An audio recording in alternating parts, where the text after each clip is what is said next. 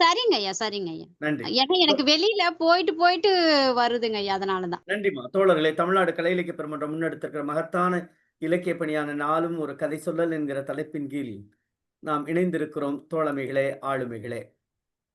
நம்முடைய பயணம் என்பது இலக்கிய பயணம் மட்டுமல்லாமல், மனித நேயத்தை பரப்புகிற மாண்புமை கொண்ட நேயமாக நம்முடைய நிகழ்வு 90ஆம் நாள் நிகழ்வில் இணைந்திருக்கிறோம். உண்மையிலே இத்தனை நாள் நடத்திய காட்டிலும் இன்னைக்கு நான் ரொம்ப மகிழ்ச்சி. ஏன் அப்டின்னா, மனநிறைவா இருக்கிறேன். கதைக்கு இடர்பாடு வருகின்ற பொழுது, நான் எப்பவுமே ஒரு ஒரு கதை, 2 கதைய படிச்சு தயாரிப்போட தான் இருப்பேன். ஏன்னா, இந்த மாரி சிக்கல் வந்துரக்கூடாதுன்ட்டு. ஆனா, அ அடுத்த பேராசிரியர் சதீஷ் குமார் ரெடி பண்ணும்போது, அடுத்து எங்க அம்மா அறச்சொல்லியம்மா, "இல்ல, இல்ல நான் இருக்கும்போது இன்னொரு ஆளுக்கு எப்படி?" அப்படின்னு உரிமையோடு கேட்டு இந்த நிகழ்வு நடப்பது பெருமைக்குரியது. ஆனாலும் ஒரு வருத்தம் தானே. மாநில குழுவில் கூட நம்முடைய பொதுச் செயலாளரே சொன்னாங்க, "எல்லாரும் வாங்க மாவட்டத்துக்கு 2 பேராவது வந்தீங்கன்னா கூட 60, 70 பேர் வரலாம்." அப்படின்னு நம்முடைய மாநில குழுவில தமிழ்நாடு கலை இலக்கிய பெருமன்றத்தினுடைய மாநில குழுவில் இந்த இணைய வழியில் இணைப்பதற்காக அத்தனை மாவட்ட செயலாளரிடம் நம்முடைய பொதுச் செயலாளர் கேட்டுக்கொண்டார்கள்.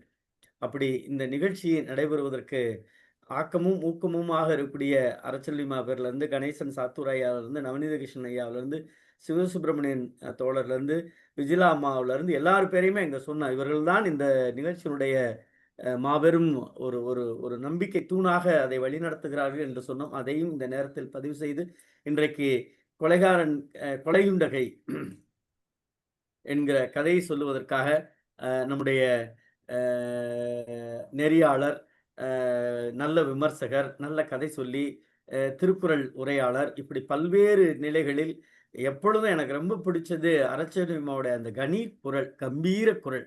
அந்த குரல கேட்டாவே ஒரு மனசுக்கு அப்படியே நிமிர்ந்து, முருகா நேரா உட்கார்றா" அப்படிங்கிற மாரி இருக்கும்.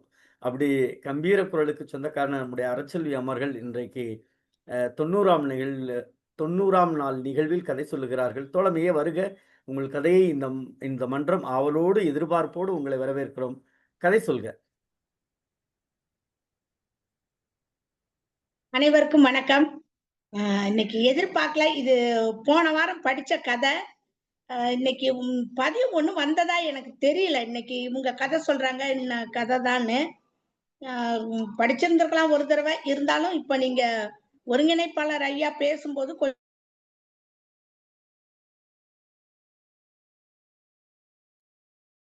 அம்மா கேட்கல. அரச்செல்விமா?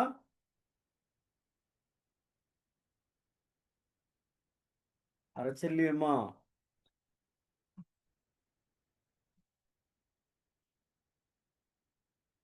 இன்னைக்கு தமிழகம் முழுவதும் இணையத்துல நெறைய இடர்பாடு.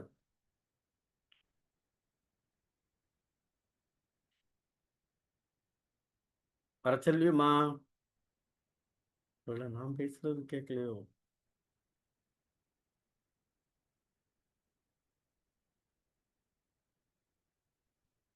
நவநீதன் தோழர் நான் பேசுறது கேட்குதா? ஒருவேளை எனக்கு ஒரு சந்தேகம் வர ஆரம்பிச்சிருச்சு. இல்ல அரச்செல்வியம்மா பேசுறது கேட்கல பேராசிரியரே. நன்றி, நன்றி. எனக்கு ஒரு வெளியில போயிட்டு உள்ள வந்துட்டேன். வாங்க, வாங்க, வாங்க, வாங்க, வாங்க. வாங்க, வாங்க, வாங்க, வாங்க. இன்னைக்கு எப்பாடு பட்டாவது நான் கதைய சொல்லியே தீருவேன். விட மாட்டேன். கரண்ட் இதானாலும், இணையம் பிரச்சனை பண்ணாலும். நேரடியா சாத்தூர்ல வந்து உட்கார்ந்தாவது கதை சொல்லுவான். சொல்லுங்க. ஆமாமாங்க. கிடைச்சிருக்க வாய்ப்பை விடக்கூடாது. நன்றி, வாழ்த்துக்கள். சொல்லுங்க.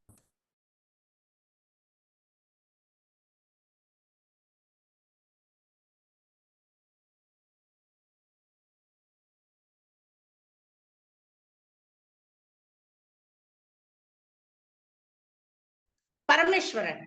இந்த கதையில வரக்கூடிய கதாநாயகன் பேரு பரமேஸ்வரன். எல்லாருமே வந்து கலாசாலையில் படிச்சிட்டு இருக்காங்க. பரமேஸ்வரன்ல இருந்தே கேட்க ஆரம்பிக்குது. அதுக்கு முன்னாடி ஏதாவது சொல்லியிருந்தீங்கன்னா அதையும் சொல்லிருங்க மறுபடியும். இது வந்து ஒரு விடுதியில, மாணவர் தங்கும் விடுதியில நடக்கக்கூடிய ஒரு நிகழ்வை தான் இன்னைக்கு கதையா கொடுத்திருக்காரு. இது வந்து சாதாரணமா நடக்கிறதுன்னு சொல்ல முடியாது. எப்பாவது எங்கோ நாம் கேட்ட ஒரு நிகழ்வின் கதையதான் இது. இந்த கதையோட கதாநாயகன் பரமேஸ்வரன். பொதுவாவே மாணவர்கள் கல்லூரி ஆகட்டும், பள்ளி நாட்களா இருக்கட்டும், அது எல்லாமே எல்லாத்துக்கும் சந்தோஷம் தரக்கூடிய நாட்களாக தான் இருக்கும்.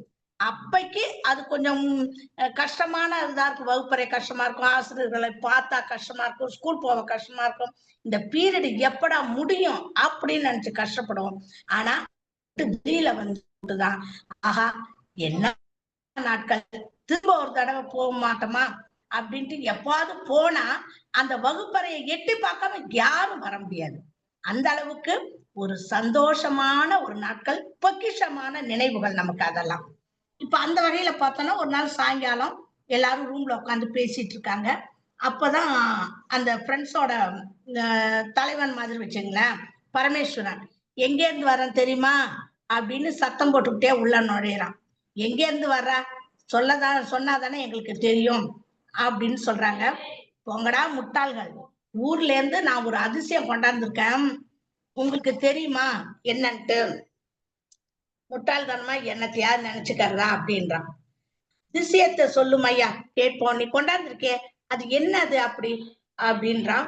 அவன் சொல்றான், நான் கொண்டாந்துருக்கிறது சாதாரண விஷயம் இல்ல, நீங்கெல்லாம் எதிர்பார்க்காத ஒண்ணு, காமிச்சன்னு வச்சுங்க ரொம்ப அலண்டு போயிடுவீங்க, இது ஒரு அதிசய பொருள் அப்படின்றான்.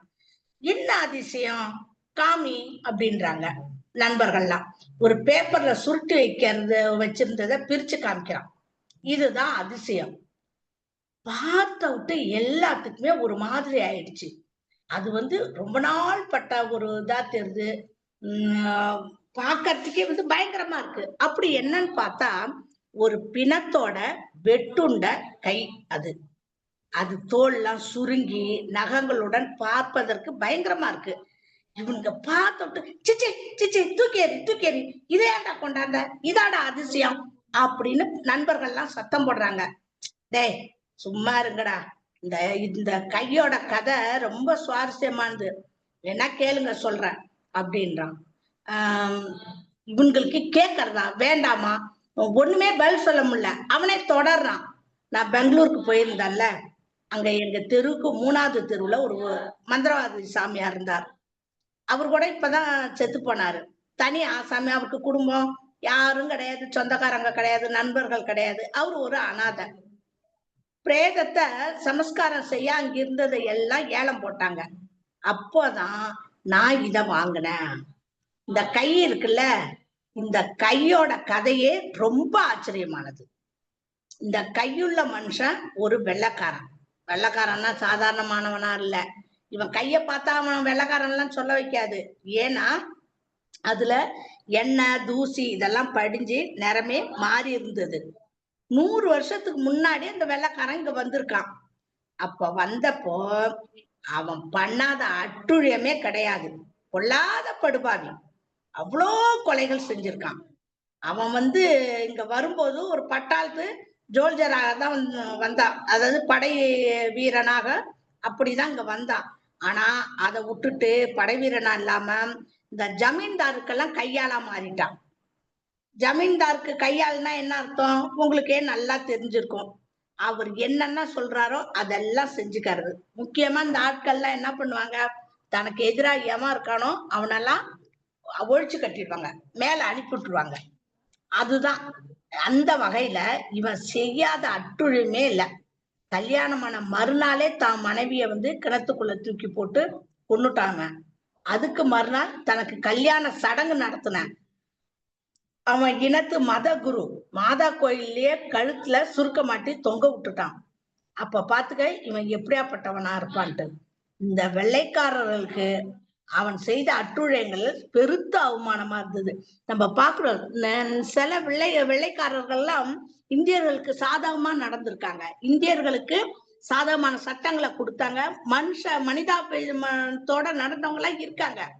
அந்த வகையில இந்த வெள்ளைக்காரவங்களுக்கே இவன் இவ்வளவு மோசமா நடக்கிறான்னு சொல்லிட்டு அவனை ஒரு நாள் ராத்திரி சித்திரவதை செஞ்சு கொன்னு போச்சுட்டாங்க.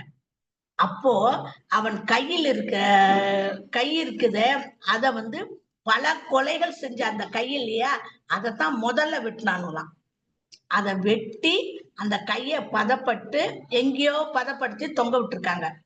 இந்த மந்திரவாதி அப்ப கூடவே இருந்திருக்கான். அவன் என்ன பண்ணா, இந்த கைய வந்து எடுத்துட்டு வந்திருக்கான். பொதுவாவே மந்திரவாதிகள் இந்த முடியெல்லாம் எடுப்பாங்க. முடி, காலடி மண்ணு இதெல்லாம் வச்சு செய்வன செய்யறதா நம்மலாம் கிராமத்துல கேட்டிருப்போம். அந்த வகையில இந்த கைய எடுத்துட்டு வந்துட்டான். கைய எடுத்துட்டு வந்து அந்த கைக்கு உரிய அந்த ஆன்மாவை வந்து தனக்கு அடிமையா வச்சுக்கிறது. இது எல்லாத்துக்குமே நம்ம திரைப்படத்துல நிறைய பார்த்திருக்கோம். ஏதோ ஒன்று அந்த ஆன்மாவோட ஏதோ ஒன்றை மந்திரவாதிங்க தன்னிட்ட வச்சுக்கிட்டு அதை ஆட்டி படைப்பாங்க. அந்த வகையில இந்த கைய மந்திரவாதி எடுத்துட்டு வந்திருந்தான். அப்பதான் இதை ஏலம் விட்டப்ப நானு எடுத்துட்டு வந்தேன் அப்படின்னு அவன் சொல்றான். நான் வாங்கிட்டு வந்தேன். நண்பர்கள்லாம் கேக்குறேன், இதை வச்சு என்னடா செய்ய போற அப்படின்னு. நான் இந்த அறையில கட்டி தொங்க விட போறேன். எவன் அந்த அறையில இருப்பான் இவன் கட்டி தொங்க விட்டான், இவனை தவிர எவனுமே இருக்க மாட்டான். ஒரு கை வெட்டுண்ட கைய பார்க்கறதுக்கே பயமா இருக்கும். அத தான் தங்கியிருக்க அறையில தொங்க விட்டுட்டு கீழே படுத்து தூங்கணும்னா நடக்கிற காரியமா இதெல்லாம்? ராமராஜு அப்படின்ற நண்பன் அவன் சொல்றான், இந்த மாதிரி கையை இழந்துட்டு செத்து போற ஆத்மா இருக்கு பாரு, அது அந்த கையை தேடிட்டே வருமா. அது யார் வச்சிருந்தாலும் அவனை சும்மா விடாதுடா, வேண்டாம், உயிருக்கு ஆபத்து அப்படின்னு நான் கேள்விப்பட்டிருக்கேன்னு சொல்றான். எல்லாரும் சிரிக்கிறாங்க. 20ஆம் நூற்றாண்டுல இந்த மாதிரி பைத்தியகாரத்தனம் எல்லாம் உண்டாடா, எங்களுக்கு ஆச்சரியமா இருக்கு அப்படின்னு இன்னொரு மாணவன் சொல்றான். அவன் வந்து மருத்துவம் படிக்கிற மாணவன். அவங்களுக்கு இதெல்லாம் வந்து மூட நம்பிக்கையாதான் தோணும். MK நாயுடு என்ற பெரிய சரீரி எல்லோரையும் போட்டா பண்ணுகிறவர். போட்டானா கிண்டல் பண்றவர். ஒருவரையாவது விட்டு வைக்க மாட்டார். ஆமாம், இந்த புலி சொல்றத கேட்டு முடிச்சு வச்சுக்குங்க. அந்த பரமேஸ்வரனுக்கு மாமிசத்தில் கிறுக்கு விழுந்திருக்கிறது. அளந்து போய் இதை கவ்வி கொண்டு வந்திருக்கிறான் என்று ஒரு போடு போட்டார். அதான் அவனை எல்லாருமே கிண்டல் அடிக்கிறாங்க. ஒவ்வொருத்தரும் ஒவ்வொரு மாதிரி. கொஞ்ச நேரம் எல்லாரும் சிரிச்சு பேசிட்டு எல்லாருமே அவங்க அறைக்கு போயிடுறாங்க. நானும் பரமேஸ்வரனும் ஒன்றாக அவன் ரூமிற்கு சென்றோம். அவன் அந்த கையை தன் கட்டிலுக்கு மேல் தொங்க விட்டு வாழ்வாவது மாயம் என்று சுவரில் எழுதினான். ரொம்ப தைரியம். இவன் செய்யறானா இவன் மட்டும் செஞ்சிருக்கணும், இன்னொருத்தனே கூட சேர்த்துட்டு போறான். என்ன ஒரு இது. எனக்கும் பக்கத்து அறைதான். நேரமாகி விட்டது என்று அவனும் கிளம்பிட்டான். சாமி, இந்த கைய பார்த்துட்டுலாம் இவன்கிட்ட உட்காந்து பேசிட்டு இருக்க முடியாது, நாம போய் காலாகாலத்துல தூங்குவோன்னு அவனும் கிளம்பிட்டான். ராத்திரி 2 மணி இருக்கும். திடீர்னு இவனுக்கு முழிப்பு வருது. எங்கோ ஒரு கூப்பாடு சத்தம், பயங்கர சத்தம். கண் முழிச்ச விட்டு இவனுக்கு பரமேஸ்வரனின் வேலைக்கார சிறுவன் என் பக்கத்தில் நடுநடுங்கிக் கொண்டு என்னை எழுப்ப முயல்வதை பார்க்கிறான்.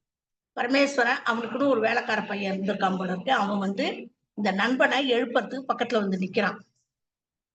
அந்த பையனோட முகத்துல ஒரே பயம்.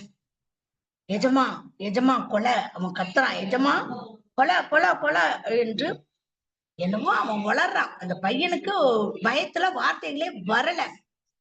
நான் அவனை கவனிக்காம முதல்ல அந்த ரூமுக்கு ஓடணும்னு ஓடுறான். அந்த ரூம உள்ள திறந்து பார்த்தா பரமேஸ்வரன் தலைவிரி கோலமா கடந்திருக்கான்.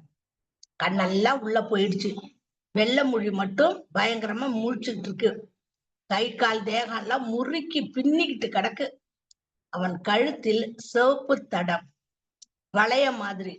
அதுல 5 சிறு துவாரங்கள். அதன் வழியாக சிறிது ரத்தம் வடிந்து காய்ந்து கிடக்கு. அந்த 5 விரலாலையும் அந்த கழுத்தை நெரிச்சதா இருக்கலாம். அந்த விரல்கள்ல இருந்த நகம் குத்துனதுல இருந்து ஒரு கால் அந்த ரத்தம் வந்திருக்கலாம். பக்கத்தில்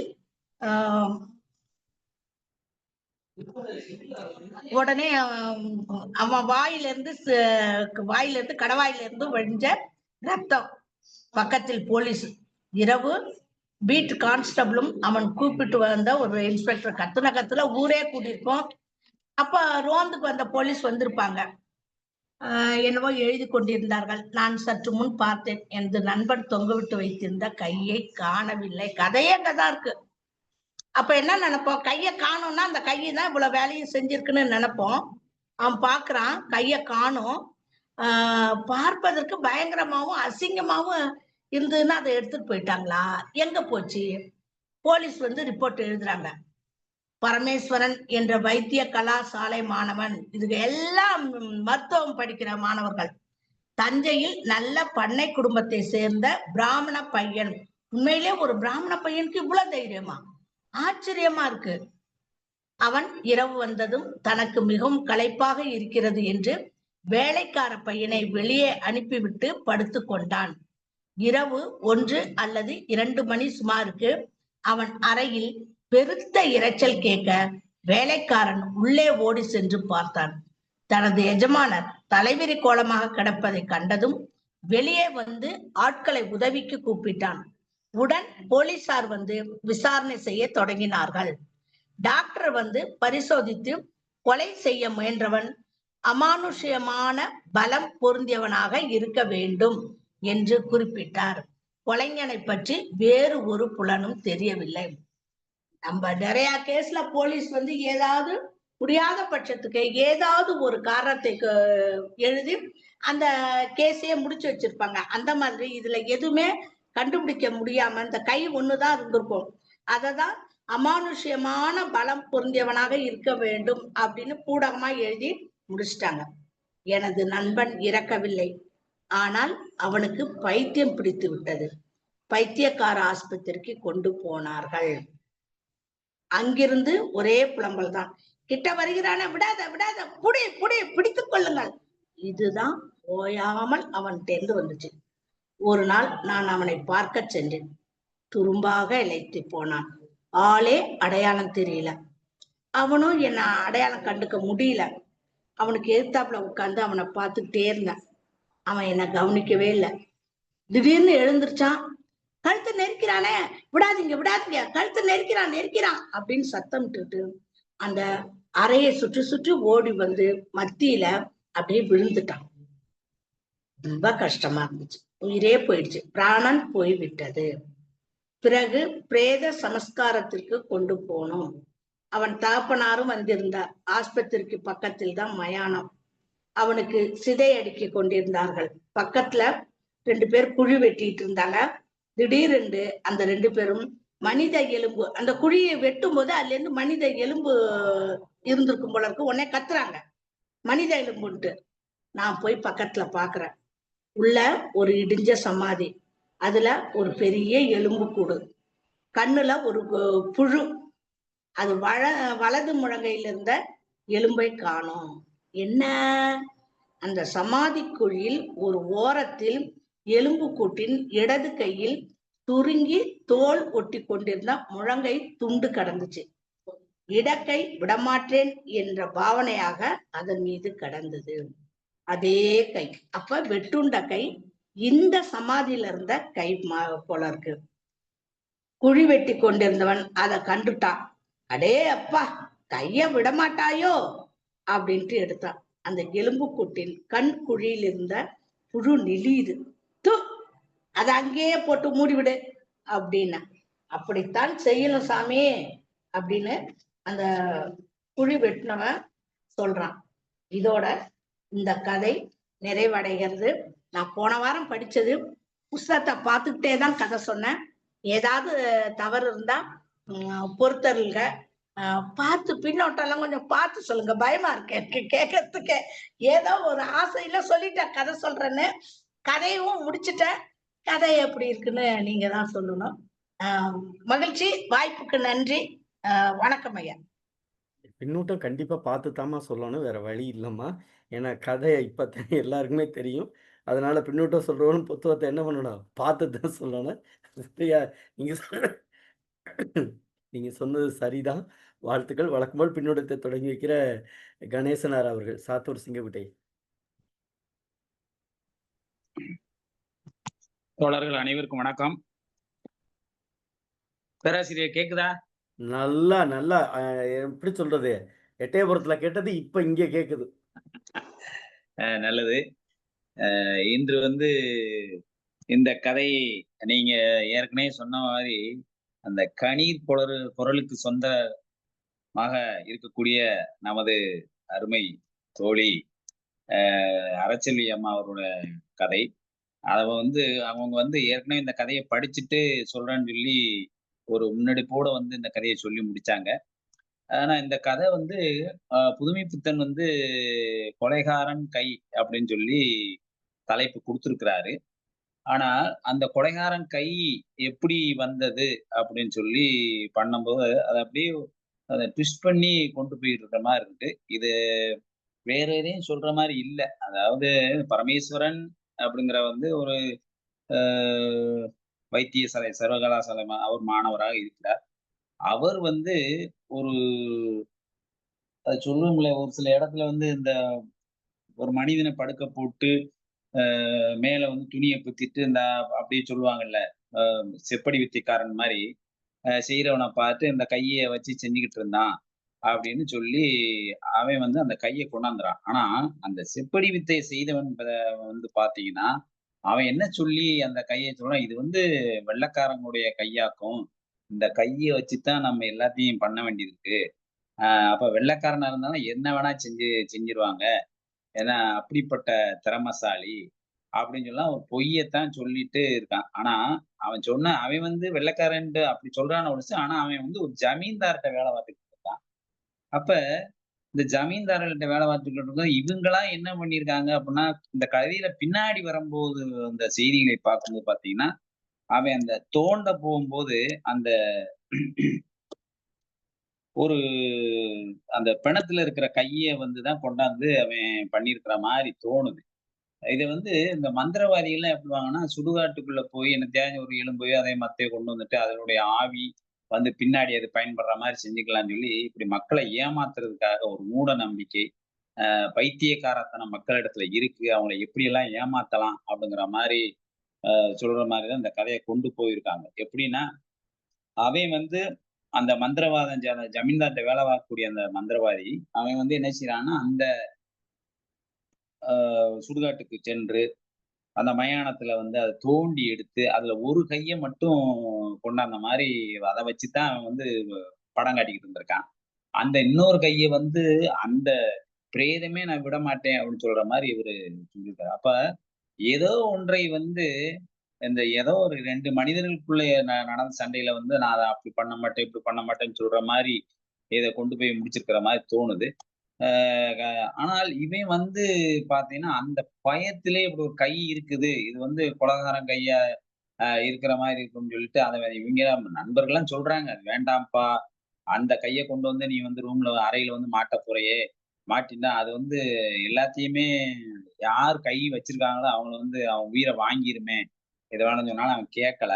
கேட்காத பண்ணி வைக்கிறாங்க. அது வந்து அப்ப வேலைக்காரங்க இருக்கும்போது பண்றான்னா, அவன் திடீர்னு தலைவிரி கோலமா செத்த மாரி கிடக்குறான். உயிர் இருக்குது. செத்த மாரி கிடக்குறான்னா, கடைசியில வந்து அவன் ஆஸ்பத்திரிக்கு கொண்டு போறாங்க. ஆஸ்பத்திரிக்கு கொண்டு போனா, அப்ப வந்து ட்ரீட்மெண்ட் நடந்துட்டு தான் இருக்கு. இது உளவியல் சம்பந்தப்பட்ட ஒரு பிரச்சனையா தான் இருக்கும்னு நெனைக்கிறேன். எதையோ நினைத்து அவனாகவே உடம்பு பாழாக்கிட்டு, அது எந்த விதமான வைத்தியத்தின் கட்டுப்படாத நோயாக மாறி, கடைசியில அவன் உடலெல்லாம் மெலிந்து சாகக்கூடிய தன்மைக்கு வந்துட்டான். அப்ப செத்து போகும்போது அவன புதைக்கிறதுக்காக தோண்டப்பட்ட குழியில தான் வந்து இந்த எலும்பு கிடைக்குது. அந்த எலும்பு கிடைக்கும்போது அந்த வலது பக்கத்தினுடைய கை எலும்பு இல்ல. இந்த இடது பக்கத்துல கை இருக்கிற மாரி, ஆ வலது பக்கத்துல இருக்கிற கை மட்டும் இல்ல. இடது பக்கத்துல மட்டும் இருக்கிற மாரி காட்டுறாங்க. அப்ப இந்த கை கொண்டு வந்த கை வந்து அந்த கை தான் அப்படின்னு சொல்லி இவங்க ஒரு முடிவுக்கு வர்றாங்க. ஆனால் அந்த கையை எடுத்தவர் யார்? அப்படின்னு நம்ம கொஞ்சம் யோசிக்கும்போது தான் அந்த இது வித்த காட்டிக்கிட்டு இருக்கான்ல, அவன் தான் எடுத்திருக்கான் அப்படின்னு நினைக்க வேண்டியிருக்கு. அந்த இத போய் அவன் வந்து பிரமாண்டமா இந்த கை தான் எல்லாம் செஞ்சது. இந்த கைய வச்சு தான் நம்ம எல்லாமே பண்ணணும். இந்த உலகத்தையே ஆட்டி படைச்சுக்கலாம் அப்படி இப்படின்னு சொல்லி அவன் ஏமாத்துறதுனால, அத வந்து இந்த பரமேஸ்வரன் வாங்கிட்டு வந்து கடைசியில பரமேஸ்வரன் வந்து இதுல உண்மையிலேயே பயந்திருக்கிறாரா? இல்ல பயப்படலையா? இல்ல உண்மையிலேயே இது நடந்திருக்குமா? இவர் ஏன் வந்து உடம்பு முடியாம போனார்? எப்படி இறந்தார்? அப்படின்னு சொல்லி ஒரு த்ரில்லாக, சஸ்பென்ஸாக வைத்து முடிச்சிருக்கிறாங்க. உண்மையிலேயே இவங்க வந்து ஒரு பைத்தியக்காரத்தனமான ஒரு செயலாக இது நடந்திருக்கு. ஆ அறிவியல் பூர்வமாக நாம் சிந்திக்கும்போது, இது வந்து அவங்களுக்குள்ளேயே ஒரு உளவியல் சம்பந்தப்பட்ட ஒரு நோய் வந்து உள்ள அவருக்கு பரமேஸ்வரனுக்கு இருந்திருக்குது. அது வந்து இந்த கை சார்பாக வந்து அவரை வந்து உயிரை வாங்கிவிட்டது என்று நாம் நினைக்க முடிகின்றது.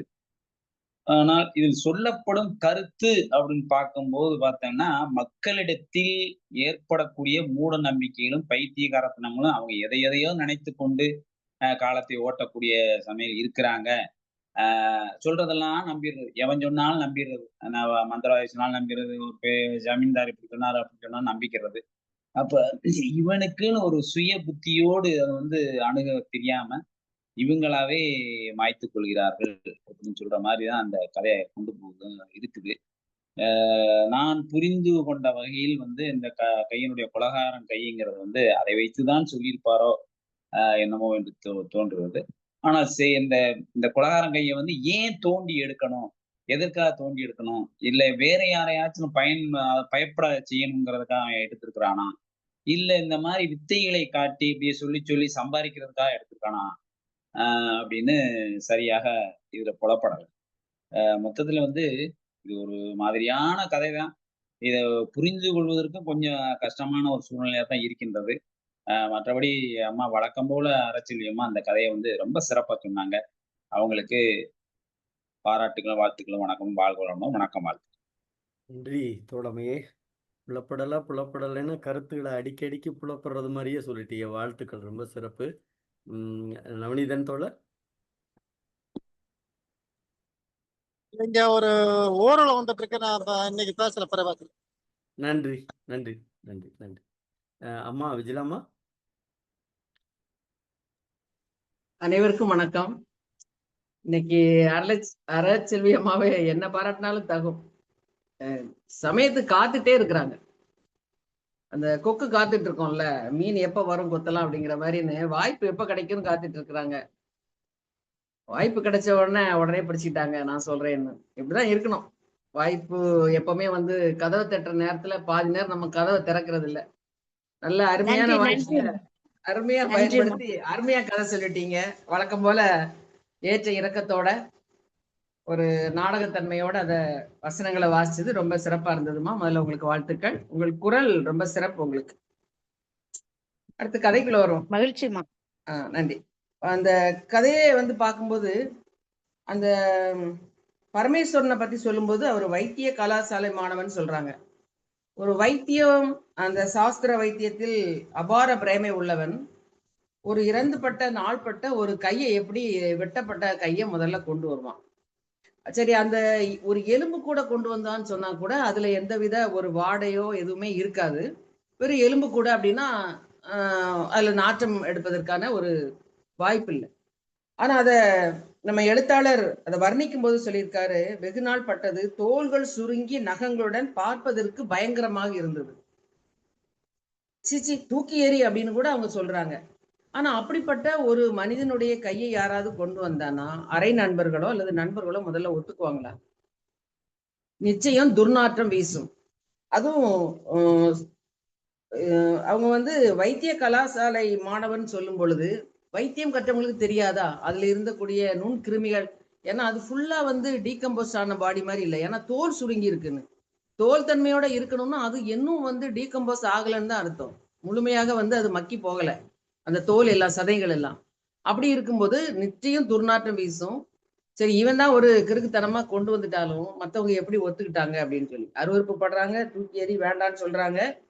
ஆனாலும் அவங்க அதுக்கு ஒரு கதையை சொல்லி, இந்த மந்திரவாதி அவனுடைய இது யாருடைய கை தெரியுமா அப்படிலாம் அதெல்லாம் விளக்கி சொல்லிட்டு, இதை ஒரு மந்திரவாதி வச்சிருந்தான், அவன் வச்சிருந்தானா அது வந்து சிறப்பா அவன் நினைச்சதெல்லாம் செய்ய முடியுங்கிறதுக்காக நான் கொண்டு வந்திருக்கேன் அப்படிங்கிறான். இது வந்து கொஞ்சம் நம்பகத்தன்மை அதுல இல்லை. நம்ம நிறைய கதைகள், இந்த பேய் கதைகள் எல்லாம் பாக்குறோம்ல சினிமால, நமக்கு நம்பிக்கையே இருக்காது. ஆனாலும் கதவை திறந்தா பேய் வரும், பைப்பு திறந்தா ரத்தம் வரும், முடி வரும் அப்படின்னு நம்ம ஒண்ணு பாக்குறோம்ல. அந்த மாதிரிதான் ஒரு அப்படிதான் ஒரு இதா நம்ம எடுத்துக்கிற மாதிரி எனக்கு தோணுது. அடுத்து அந்த அறையில கட்டி விட்டுருக்கிறான், பயப்படாத மாதிரி இருக்கிறான். அப்புறம் எதை கண்டு பயப்பட்டான்னு தெரியல, அவன் மயங்கி விழுந்திருக்கிறான். அப்புறம் நண்பர்கள் ஓடி வராங்க, பாக்குறாங்க. அப்புறம் காவலர்கள் வருகிறார்கள். இவன் வந்து அவங்க ரிப்போர்ட் எழுதுறாங்க. கொஞ்ச நாள் அவன் வந்து நலிந்து உடல் மெலிந்து ஒரு மாதிரி ஆகி என் கழுத்தை பிடிக்கிறானே, அவனை பிடிக்காதீங்க, அவனை பிடிங்க, கிட்டவரானே விடாதை பிடித்துக் கொள்ளுங்கள் அப்படின்னு ஒரு மாதிரி கத்திட்டு ஒரு மனநிலை பிறண்ட நிலையில ஒரு மாறிதான். அப்படி ஒரு தைரியமா கையை கொண்டு வந்தவன் அப்புறம் அந்த இரவுல என்ன நடந்ததுன்னு தெரியல, எதை கண்டு பயப்பட்டான்னு தெரியல, உடல் திருகி ஒரு மாதிரி அலங்கோலமா தான் படுத்திருக்கிறான்.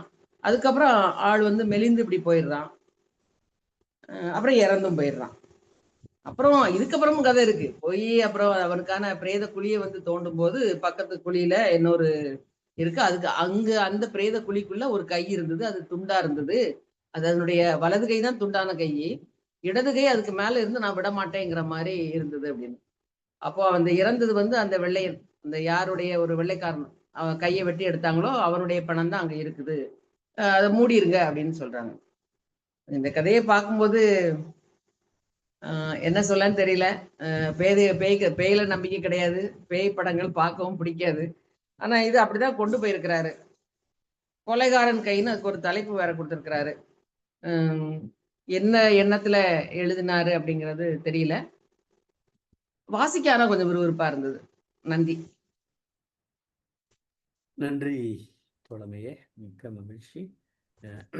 அடுத்ததாக பேராசிரியரே, சொல்லுங்க சொல்லுங்க சொல்லுங்க. அம்மா ஜிலா பேரியாசன் சொன்ன மாதிரி இது வந்து ஒரு அவுட் ஆஃப் சிலபஸ் தான். ஒரு ஆசிரியரா இருந்துகிட்டு அவுட் ஆஃப் சிலபஸ் எடுத்து கொஸ்டினை கொடுத்து கொடுத்த மாதிரி தான் ஆயிப்போச்சு. அவுட் ஆஃப் சிலபஸ்னா நாங்க ஃபுல் மார்க் தர்றோம்ல, அது ரொம்ப முக்கியம்ல. அப்படித்தான் ஆயிப்போச்சு. அது என்னன்னா, அதாவது அவங்க வந்து இந்த மெசேஜ பார்க்கல என்னன்னு தெரியல. இப்ப வந்து உபதேசம்னு ஒரு மெசேஜ் போட்டிருந்தாங்க Facebookல. இப்ப இவங்க ஆசிரியரா இருக்கவங்க அந்த உபதேசத்தை கூட வந்து பார்த்துட்டு அவங்க படிச்சு சொல்லி இருந்திருக்கலாம். அப்போ வந்து அவுட் ஆஃப் சிலபஸுக்கு வந்து வேற இது இல்ல, வழி இல்லாம போயிருந்திருக்கும். இப்ப கொலைகாரன் கையின்னு எடுத்துட்டு இந்த கதையை வந்து பாருங்க. இப்போ எனக்குமே புரிய மாட்டேங்குது. இவன் ஏன் பயப்படுறான், எதுக்கு எடுத்தான், என்ன பண்ணான், என்ன செஞ்சான், இது ஏன் அவனுக்கே வந்து மனப்பிறழ்வு ஏற்பட்டு போச்சா அப்படின்னு சொல்லி இதை எவ்வளவு சொன்னாலும் கேட்க மாட்டேங்கிறாங்க. அப்ப வந்து கதாசிரியர் சொல்லக்கூடிய முடிவு என்ன, அவர் இந்த கதையின் மூலமாக நமக்கு அறிவுறுத்தக்கூடிய கருத்து என்ன அப்படின்னு சொல்லி நம்ம புரிஞ்சுக்கிட்டவே முடியல. என்ன என்னென்னத்தையோ சொல்ற மாதிரி இருக்கு. ஆனா இருக்கும், புதுமை பித்தனுடைய கதையில் புதுமையாகவும் இருக்குங்கிற மாதிரி இருக்குது. அதனால வந்து கொஞ்சம் ஆய்வுக்கான இதுதான். நம்ம ஒருவேளை நம்ம பொதுச் செயலாளர் சொல்லும் போது வந்து நம்ம கொஞ்சம் புரியுதா என்னன்னு தெரியல, பார்க்கலாம். இல்ல, நீங்க நன்றி. சிக்கல்ல சுத்தி விட்டு அழகா கரண்ட் போயிருது. இப்படி சுத்துனதுனாலதானே கொலை நடந்துச்சு. சுத்தாம இருந்தாதான் கொலை நடந்திருக்காது. நன்றி தோழமை, மிக்க மகிழ்ச்சி. சிவசுப்ரமணியன் தோழர். அன்பான தோழர்கள் அனைவருக்கும் வணக்கம். இன்னைக்கு கொலைகாரன் கை என்ற கதையை அரச்செல்வி டீச்சர் ரொம்ப உணர்வு பூர்வமா சொன்னாங்க. நல்லா நடித்து காண்பித்து சொன்னாங்க. வாய்ப்பு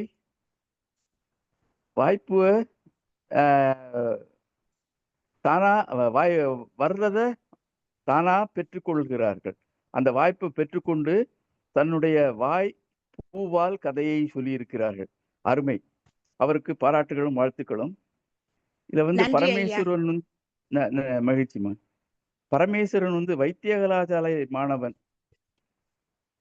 அவங்க வந்து போஸ்ட்மார்ட்டம் பண்ணலாம், ஒரு முழு பிணத்தை இது பண்ணுவாங்க. ஆனா கையை கொண்டு வந்து அதுல கிருமிகள்லாம் இருக்கும்னு நினைக்கலாம். ஏனோ ஒரு இந்த இளங்கன்று பயமறியாது அப்படிங்கிற ஒரு மூட்ல செஞ்சதுதான். அந்த கையை கொண்டு வந்து இது பண்ண அந்த வெள்ளைக்காரனை கொன்றது பழிக்கு பழி செய்யறது மாதிரிதான். அவனுடைய அட்டுழியம் தாங்க மாட்டாம அவனுக்கு எதிரி இருப்பாங்கல்ல, அவங்க வந்து செஞ்சிட்டாங்க. பொதுவா சொல்லுவாங்க, கத்தி அருவாளை எடுத்தவன் அந்த கத்தி அருவாளையிலே சாவான் அப்படின்னு. அதே மாதிரிதான் அந்த வெள்ளைக்காரன் இதாகி செத்துருக்கான். இந்த மந்திரவாதி கை வசம் அந்த கை மட்டும் போனது அப்படிங்கிறது, அவன் அந்த வெள்ளைக்காரனை கொலை செய்யும் போது அந்த இடத்துல கை கிடந்திருக்கும், எடுத்துட்டு வந்திருக்கலாம். போய் அந்த புதைச்ச இடத்துல தோண்டி எல்லாம் எடுத்துட்டு வருவாங்கன்னு தெரியல. அப்படி எப்படியோ எடுத்துட்டு வந்திருக்கான். அவன்கிட்ட இருந்திருக்கு, அவங்ககிட்ட இருந்து பரமேஸ்வரன் வாங்கியிருக்கான். இது கொலைகாரன் கையை வந்து பரமேஸ்வரன் தலைமாட்டுல கெட்டி தொங்க விட்டுட்டு தூங்குறான். அதனால் ஏற்பட்ட கனவு தான் அவனுக்கு கிறுக்க வந்திருக்கு. அந்த கை அவனை கொல்றது மாதிரி கனவு வந்திருக்கு. அதனால அவனுக்கு கிறுக்கு பிடிச்சிருக்கு. வேற ஒண்ணும் கிடையாது. இந்த மந்திரவாதிகள் முடி காலடி மண் எல்லாம் எடுத்து போய் செய்வினை செய்வாங்கன்னு சொல்றாங்களா, அதெல்லாம் சும்மா நான் நம்ப முடியாது. அது சும்மா பித்தலாட்டம், பிழைப்புக்கான பித்தலாட்டம். செய்வினை எப்படின்னாலே நான் என்ன சொல்லுவேன்னா, செய்கின்ற வினை, ஒருவன் செய்கின்ற வினை. நல்லது செய்தா நல்லது கிடைக்கும், தீமை செய்தா தீமை கிடைக்கும். அதுதான் செய்வினை. செத்தும் கெடுத்தான் சீதக்காதி அப்படின்னு சொல்லுவாங்க.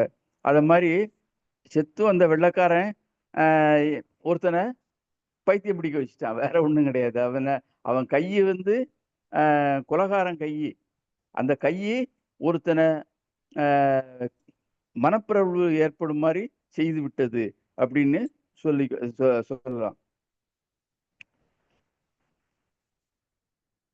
அந்த கடைசியில அந்த கையையும் போய் அந்த பணத்திட்டே புதைச்சிருந்தாங்க. அது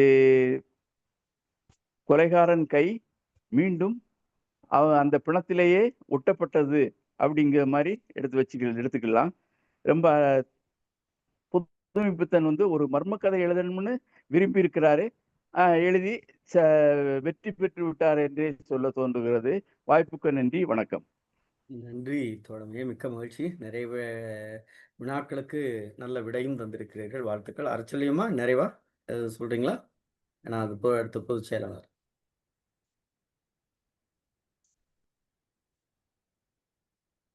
அரச்சொல்லியமா. மீண்டும் வணக்கம்.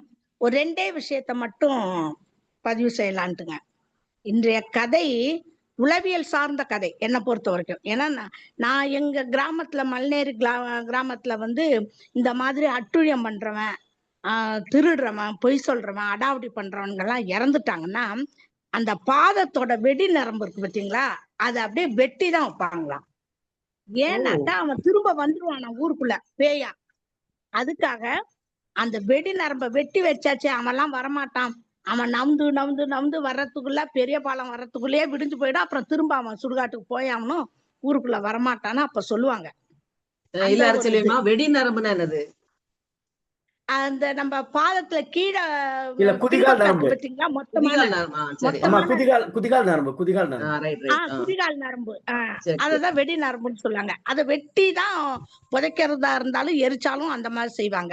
எங்க ஊர்ல அது ஒரு வழக்கமாவே வச்சிருந்தாங்க. பல ஊர்லயும் கேள்விப்பட்டிருக்காங்க. எங்க குடும்பத்துல நடந்த ஒரு நிகழ்வு.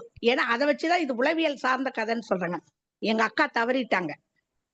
அக்கா பையன் தான், ஒரு பையன் கல்யாணம் ஆகல, அவன் சொந்தமா தொழில் நடத்தினான். அக்கா இறந்த விட்டு எல்லா சடங்கும் முடிச்சாச்சு, அவங்களுக்கு இது பண்ணியாச்சு.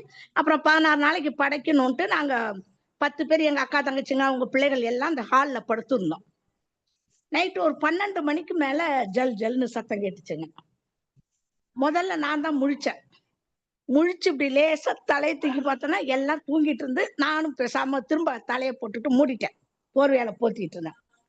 அப்படியே லேசா விலைக்கு பார்த்தோன்னா எங்க சின்னக்கா எழுந்திருச்சு பார்த்துட்டு அவங்களும் போர்வை மூடிக்கிட்டாங்க. ஒருத்தருக்கும் ஒண்ணும் இல்ல. பக்கத்துல எங்க அக்கா பொண்ணு படுத்திருந்த சித்தின்னா, என்னடின்னா, சத்தம் ஏதோ கேக்குதுன்னு. ஆமாண்டின்னு. பயமா இருக்கு, பேசாம இருந்து சீராவல்ட்டு போட்டிருந்தான். ஆனாலும் எல்லாத்துக்குமே பயம். அப்புறம் நான் எழுந்திருச்சு டியூப் லைட்டை போட்டுட்டு உக்காந்துக்கிட்டேன். எல்லாம் போர்வை இழுத்து மூடிக்கிச்சு. அந்த அளவுக்கு நல்லா சத்தம் கேக்குது. 2 ஃபேன் ஓடுது. உத்து உத்து உத்து உத்து கேட்டதுக்கு அப்புறம் அந்த ஃபேன் சுத்துறதுல இருந்து அந்த சவுண்ட் வந்துச்சு. நான் அப்புறம் எழுப்பிட்டு போர்வையெல்லாம் எடுங்க, 10 டிக்கெட் லைனா படுத்திருக்கீங்க, என்ன ஆளாளுக்கு எல்லாம் பயந்துகிட்டு இருக்கீங்கன்னா. அப்புறம் சொன்னாங்க, அது இல்ல இது ஒரு வித பூச்சின்னாங்க. 2த்துல ஏதோ ஒண்ணு. ஆனா அந்த ஃபேன் நாள் பட்டதுனால அந்த சவுண்ட் கேட்டிருக்கு. அது எல்லாருமே இறந்த வீட்டுல இருக்கும், ஆஹா இறந்தவங்க பேயா வந்துட்டாங்கன்ற மாதிரிதான் ஒரு ஃபீலிங்ல எல்லாம் பயந்தாங்க. அக்காவா இருந்தா என்ன, இறந்த விட்டு பேயின்ற மாதிரி தானே அவங்களும் நினைக்கிறாங்க. நான் பேசாமலே அப்புறம் விட்டுட்டோங்க. இவங்க எல்லாம் முடிச்சிட்டு போயிட்டாங்க, 16 நாள் காரியம் முடிச்சிட்டு போயிட்டாங்க. நான் மட்டும் வீடு, அக்கா வீடு பெருசு, பையன் 10 மணிக்கு தான் வருவான். நான் மட்டுமே உட்காந்துருக்கேன். ஃபோன் பண்ணி பாத்துரு, ஜாக்கிரதையா இரு, விபூதி விட்டுக்கோ, மேல்மருவு இது வச்சிருப்பல்ல, விபூதி குங்குமம் கையிலேயே வச்சுக்கோ, இந்த போன எல்லாம் வைங்க. நான் செவினின்னு உட்காந்துருந்தாலும் நீங்க எல்லாம் என்ன பயமுறுத்துறீங்க, கம்முன்னு இருங்க அப்படின்ட்டு பேசாமலே கண்ணை மூடிக்கிட்டே காலிலே கதவை திறந்து வச்சுட்டு உட்காந்துருந்தாங்க. பயம்தான் எனக்கும், நான் இல்லைன்னு சொல்ல. கொஞ்சம் கொஞ்சமா என்னை அமைதிப்படுத்திட்டு, அக்கா நீ தான் துணை, எனக்கு பயமே இருக்க கூடாது, என்னை நீ பாதுகாப்பு ஒழிய எந்த ஒரு இதுல இவங்க சொல்ற மாதிரி எதுவும் இல்லைன்னு கொஞ்சம் கொஞ்சமா கண்ணை திறந்து எங்க அக்கா படத்தை பார்த்தேன். 10 நிமிஷம் எங்க அக்கா படத்தையே பார்த்தேன். தெளிவாயிடுச்சு மனசு, தைரியமா இருந்தேன். அந்த வீட்டுல அப்புறம் எங்க அக்கா பொண்ணு அவ பிள்ளைங்க எல்லாம் வந்தாங்க, எல்லாரையும் நான் தான் பாத்துக்கிட்டேன். ஆக பயம், அவன் தைரியமா கைய கொண்டு வந்தாலும் மேல தொங்க விட்டுட்டு கீழே படுத்திருக்கும் போது நண்பர்கள் சொல்றதெல்லாம் அவன் யோசிச்சு பார்த்திருப்பான். இந்த ஆவி தேடிட்டு வருமோ, நம்மள ஏதாவது பண்ணிடுமோ, ஏன்டா கையை எடுத்துட்டு வந்தா நம்மள கொன்னுடுமோ அப்படின்ற ஒரு உணர்வுல அவன் நினைச்சிட்டு இருக்கும் போது ஒரு கால் அந்த மன உணர்வே செயல்ல இறங்கிடும். நம்ம என்ன நினைக்கிறோமோ அதை உடம்பு செய்யும். அதுதான் உளவியல் சார்ந்த ஒரு நிகழ்வு. அதுதான் இந்த கதையிலேயே சொல்லியிருக்காங்க. அதனால பேய் பிசாசு என்பது அவங்கவுங்க எண்ணத்துப்படிதான், உண்மைனா உண்மை, இல்லைன்னா இல்ல. ஆனா இந்த கதையில அவன் என்ன நினைச்சுக்கிட்டு படுத்தானோ அது அப்படியே நடந்திருக்குன்றது என்னோட கருத்து. மத்தபடி இது உண்மை, அந்த கைதான் அவனை பைத்தியமாக்குச்சு, கடைசியில அவன் இழைச்சு திரும்பவும் அந்த பயத்திலே நாங்க கழுத்தை நெருக்க வர்றான்னு இது பண்றான் அப்படின்ற இதுலயே இறந்துட்டான்றது எல்லாமே அவனோட மன பிராந்தியால அவனுக்கு அவனே முடிவு தேடி கொண்டதாதான் எனக்கு தெரிஞ்ச வரைக்கும் இந்த கதை. இருந்தாலும் திடீர்னு நான் வாய்ப்பு கேட்டேன், ஐயா கொடுத்தீங்க, என்னால முடிஞ்ச அளவு அந்த கதையை சொன்னேன். ஆனாலும் அதுவும் நல்லா இருக்குன்னு நம்ம தோழமைகள்லாம் என்னை பாராட்டினாங்க. எல்லாருக்கும் நெஞ்சார்ந்த நன்றி, நெஞ்சார்ந்த நன்றி, மகிழ்ச்சி, நன்றி, வணக்கம். நன்றி தோழமையே. நிறைவாக நம்முடைய தமிழ்நாடு கலை பேராசிரியர் ஒரே ஒரு நிமிஷம் சொல்லுங்க. சொந்தக்காரங்க இறந்துடுறாங்க, அவங்க திரும்ப பேயா வந்தா ஏன் எதுக்கு பயப்படணும்? மகிழ்ச்சி அடைய வேண்டியதுதான். நன்றி நன்றி ஐயா. கேட்கறதுக்குன்னா நல்லா இருக்கும், ஆனா இது இயல்புக்கு பொருந்தாது. பேராசிரியர் ஐயா சதீஷ் சொல்லுங்கய்யா. ஐயா நான் ஒரு கவிதை மூலம் இதை சொல்லலாமா?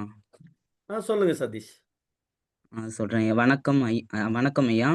கொலைகாரன் கை. மறைந்த இரவில் மௌனத்தில் கதை, மறைந்த இரவின் மௌனத்தில் கதை, நியல்கள் நடத்திய கொடுமைவாய், நியல்கள் நடத்திய கொடுமைவாய், பரமேஸ்வரன் உயிரின் வைத்தியம், அறிவின் ஒளியில் கண்டான் மாயை, பரமேஸ்வரன் உயிரின் வைத்தியம், அறிவின் ஒளியில் கண்டான் மாயை, கையில் இருப்பது ஒரு ரகசியம், அதன் மீது வாழ்கிறது நியாயம், குற்றம் மறைகின்ற திமிர் முடிச்சுகள், உண்மை தேடும் அவன் தடவுகள், நீதி என்னும் ஒளி வழிகாட்டி, குற்றவாளி கைப்பிடிக்க கண்காணி, நீதி என்னும் ஒளி வழிகாட்டி, குற்றவாளி கைப்பிடிக்க கண்காணி, மனசின் கூர்மை நறுமணம் போன்றது, சத்தியம் வென்ற கதை இதுதான் நம்முடையது, தீய தீயாய் திரும்பும் பொய்கள், உண்மை துளிராய் பூக்கும் வார்த்தைகள், கொலைகாரன் கை கூறும் கதையில் நீதி மலரட்டும், நம்பிக்கை வாழட்டும். வாய்ப்பளித்தமைக்கு நன்றி ஐயா. அருமை அருமை அருமை, ரொம்ப மகிழ்ச்சி. நல்ல கதையை முழுமையா உள்வாங்கிட்டீங்க. அருமை அருமை. கதையை உள்வாங்கிட்டு உங்களுடைய நடையில் நல்ல ஒரு கம்பீரம் இருந்தது. கவிதையில என்ன சொல்றது, நல்ல கம்பீரம், ஒரு நல்ல தெளிவு இருந்தது. சாத்தூரார் ஏதோ மைக் ஆன் பண்ணியிருக்கே, அதை சொல்ல வரையே சொல்லுங்க. ஆமா பேராசிரியர், அதாவது அம்மா ஒரு இது அரசியலியமா ஒரு சொன்னாங்கல்ல, அதாவது ரொம்ப தவறுகளும் குற்றங்களும் கொலைகளும் படுபாதகமா செய்யக்கூடியவனை அப்படி பிதைக்கும் போதோ இருக்கும் போதோ இந்த மாதிரி வெட்டுவாங்கன்னு, அவன் செத்த பிறகு வெட்டிங்கிறது அது இப்ப இவங்க சொல்லிதான் தெரியுது. ஆனால் இந்த மாதிரி செயல்களை செய்து கொண்டு சிறைச்சாலை சென்று போலீஸ்காரங்களுக்கு தண்ணி காட்டக்கூடிய ஆளுகள் ஒரு சில பேர் நான் பார்த்திருக்கேன். அப்படி பார்க்கும்போது என்னன்னா, அவங்க என்ன பண்ணுவாங்கன்னா, இந்த பயலை இந்த நரம்பு, இந்த குதிகால் நரம்புங்கிறது பின்னாடி வரும், அதை இழுத்து பிடிக்கிற மாதிரி இருக்கும். அந்த நரம்பை வந்து வெட்டி விட்டுருவாங்க. அந்த வெட்டி விட்டான்னா அவன் வந்து இவங்களுக்கு பிடிபடாம ஓடிக்கிட்டே இருக்கக்கூடிய தன்மையில இருக்கவன் வந்து ஓடவே முடியாது. அந்த ஒரு நரம்பை மட்டும் எடுத்துட்டான்னா இப்போ வந்து போலீஸ் ஸ்டேஷன் நம்ம வந்து சிறைச்சாலையில வந்து இந்த மாதிரி எல்லாம் நடந்திருக்கு, நிறைய இது நடந்திருக்கு. எங்க சாத்தூர்லயே ஒருத்தர் வந்து அப்படி இது பண்ணாங்க. அப்ப அதுக்கு பிறகு என்னடா வந்து என்ன இப்படி இருப்பான் இவன் வந்து நடக்க முடியாத திண்டாதான் இந்த வேலை தான் பார்த்திருக்காங்க. அப்ப இந்த இது சரிதான். ஆனா பிணத்துல வந்து வெட்டி எடுப்பாங்கிறது வந்து அது ஒரு புது செய்தியா சொன்னாங்க. அது எந்த அளவுக்கு உண்மைன்னு தெரியல.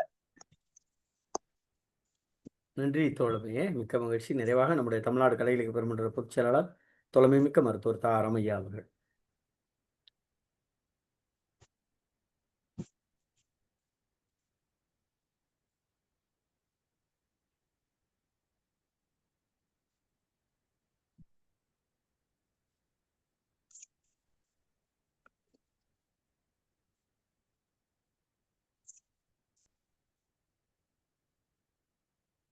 மருத்துவர் ஐயா வெளியில இருக்காங்களோ?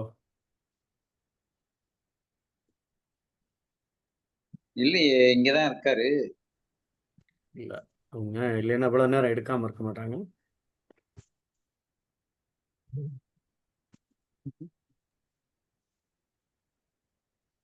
பேராசிரியரே சொல்லுங்க ஐயா சார். ஒண்ணே மருத்துவர் ஐயா. கொலை கொலை உண்ட பிறகு ஆ, வெட்டுறாங்கன்னு சொல்லுதாங்கல்ல, ஆ, அது வந்து ஆஹ், மோசமானவனா இருக்கிறதுனால அப்படி செஞ்சாங்கன்னு சொல்லுதாங்க.